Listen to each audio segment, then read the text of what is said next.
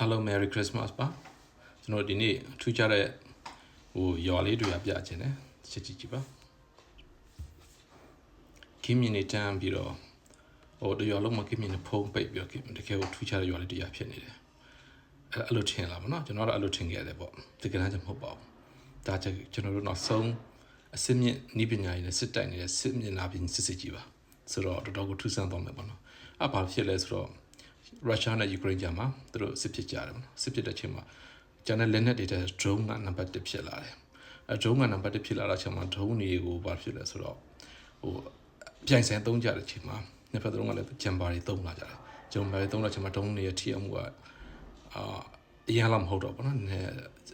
ထိအောင်မှုနည်းလာတယ်အဲ့ချိန်မှာဂျမ်ဘာတွေကိုရှောင်ကွင်းနိုင်ဖို့နည်းပညာရေးမျိုးစုံစဉ်းစားကြတယ်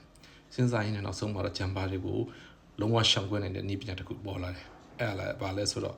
fiber optic လို့ခေါ်တဲ့ကျွန်တော်တို့ဒီကျိုးမြင့်သေးလေးနဲ့လုပ်တဲ့ drone တွေပေါ့ဆိုတော့ဒီမှာကြည့်ပါ drone ရဲ့နောက်ကျောမှာကျွန်တော် fiber optic ထည့်ထားတယ်အဲ့ဒီကျိုးပြမြင်လေးပေါ့နော် drone ကိုကျွန်တော်တို့wireless မောင်းတာမဟုတ်ဘူးအဲ့ fiber optic ကျိုးနဲ့ပေါ့နော် fiber ကျိုးနဲ့ပေါ့နော်ဘာမှလို့ပြောရလွယ်အောင်ဆိုတော့ fiber ကျိုးနဲ့တိုင်းမောင်းတယ်ဆိုပဲကျက်တော့ချ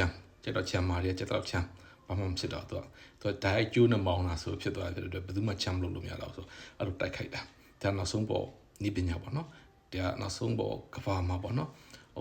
အထီရောက်ဆုံးနဲ့နောက်ဆုံးပေါ်နီးပညာလို့ပြောလို့ရတယ်ပေါ့ဆိုတော့ကျန်တဲ့နီးပညာတွေကကျန်တဲ့နိုင်ငံတွေမှာအဲ့လိုအကြီးကျယ်စစ်ဖြစ်နေမှရှိရတဲ့အတွက်သူတို့ဂျာမှာအဲ့လိုပေါ့နော်နောက်ဆုံးအစစ်မြင့်ဆုံးထိသုံးချတဲ့လက်နက်တွေဆိုရှားတယ်ဒါယူကရိန်းနဲ့ရုရှားမှာတော့လုံးဝအသက်သန်ခိုက်တိုက်ခိုက်နေတဲ့ပေါ့နော်ဒါနောက်ဆုံးပေါ်နီးပညာလို့ပြောလို့ရမှာပေါ့နော်တကယ်ကိုထူးဆန်းတယ်နော်ကျေးဇူးများတင်တယ်